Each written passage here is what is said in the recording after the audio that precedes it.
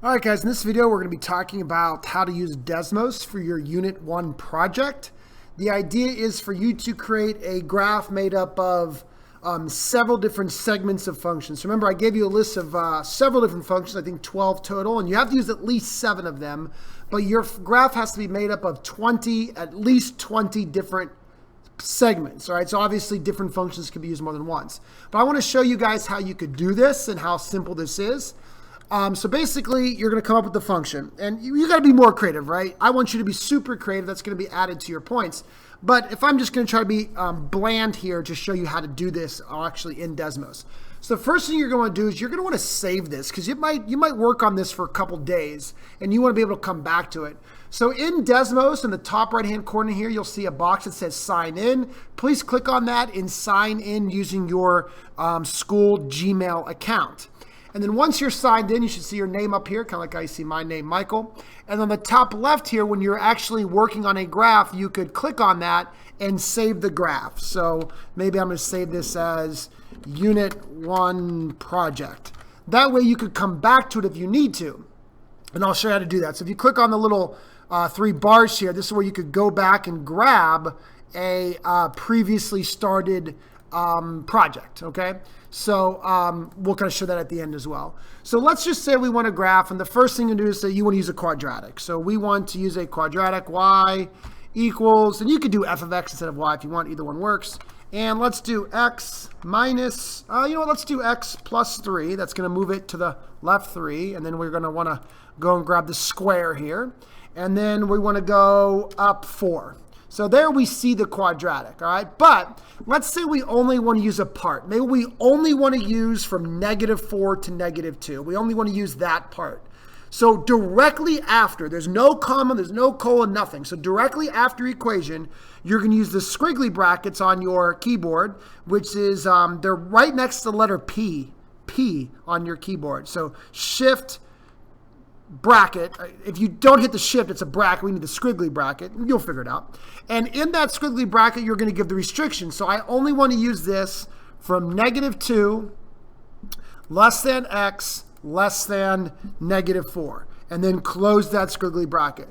So what that is doing is that is telling me that I'm only going to use this function in that range. And I just realized I did something completely terrible. And the first thing I realized is, why is it not there? I went -2 to -4. Obviously, that's not right? -4 is smaller than -2. So I need to go from -4 to -2. So sorry for that brain fart.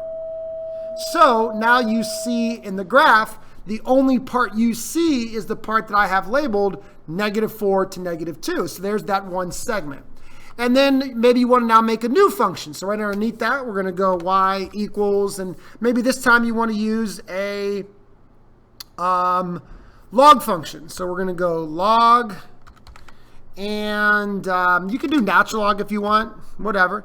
Natural log, and then again, let's do x minus, I don't know, I'm just trying to play around here, x plus 8. So again, now we see that log formula there. And then, if you wanted to connect with the previous one, which you don't have to, you might have to move it up or whatever, you know what I mean? So maybe I want to put a +5 on the outside, so it moves up a little bit. Completely up to you, right? You're going to be designing your own. But now, maybe I want to use this log function only from -2 to 0. So once again, directly after this, in the squiggly brackets, -2, and maybe this time I'll use less than or equal to x less than 0. So then we see only that part. So I actually created a jump discontinuity at -2, but that's cool, right? That's totally fine. You do what you want to do. If you want to make them connect, well, then you're going to have to find the equations that make them connect. That's all on you. So again, you're going to need to use at least 7 different types of functions. I've used 2 here in this example. And you're going to need at least 20 different segments, all right? Now, when you get to the far end, like the far right side, maybe you're going to use some linear function, I don't know, 3x plus 7. And maybe I want to use this for the rest of the graph. So for that case, I'm going to grab my squiggly brackets. I'm going to say x greater than 0. So that way it's going to be infinite to the right-hand side now because it's going to use that linear function 3x plus 7 for anything greater than 0. So again, that might be how you end it. Or again, if you want to start on the far left with that, then you do x less than something. You get the point, I hope. Now, a couple little things here. Make sure you save this along the way. That way you don't lose track of it. Just click the save button in the top left-hand corner, but you got to be logged in to save. And the other thing is you're going to want to get a really nice picture of this, right? So when you hit settings, which is the little wrench here, you could actually change the axes, right? If you don't change the axes, if you just zoom in and out, using your fingers, it kind of zooms the X and the Y at the same time. But let's just say that I want to only, extend the X's, not the Y's. Then you have to use the wrench, and maybe you're going to make the X's go from -30 to +30. And then you can even change the step if you want it to go by 5s, whatever you want. So there, it's kind of more of a zoomed out view of my segments, my parts. And then again, I extended the X's without extending the Y's. So you get the idea. You could play around with that because you want to get a really cool look at this, right? So again, you're being creative. Obviously, my example here is not very creative. In the past, I've had kids that find a way to spell out their name. They write a word in cursive, and by using different functions, it looks cool. I've had kids that make a picture. You do whatever you want to do to be as creative as possible. But again, notice how you can limit each function by just right after the function, use the squiggly brackets and tell it where you want to actually use that function. So this does take a little bit of planning. If you're not going to be creative at all, you don't really have to do a lot of planning. Just start grabbing functions. But you do have to plan a little bit if you want to be creative and create something that looks kind of cool. So remember, 20 different segments or more, and at least 7 different types of functions. So you don't have to use every one of the functions I have listed, but you got to use at least 7 of them. And again, save it along the way. That way, when you come back, if you log out and come back, all you got to do is sign in, click the 3 little lines, and then you'll see, oh, Unit 1 project. All right, let me go ahead and pull that up, okay? And then these are your saved graphs. For example, I had a test that I did a little bit ago. You could hit that one to open it back up. But I want to open up, the one I'm working on currently, right? All right, so that's that. The other thing you're going to want to do is you're going to want to print this out, right? So one thing you could do is you could do a screen grab. Hopefully you guys know how to do a screen grab. There's a bunch of different Google extensions for screen grabs, or if you know how to use your Chromebook pretty well, there's a built-in screen grab. And then you could crop down, because I am going to want a colored picture of just your graph.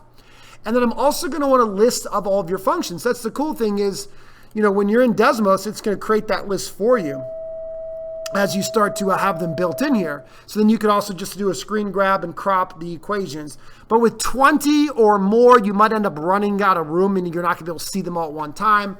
So that's where maybe you write them out on a sheet of paper or type them into a Google Doc.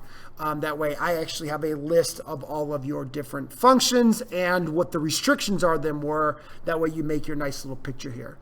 So I thought that was pretty cool to do. I hope all this makes sense. Please let me know if you have any questions about how to use this, but it's pretty straightforward. You just have to come up with something creative.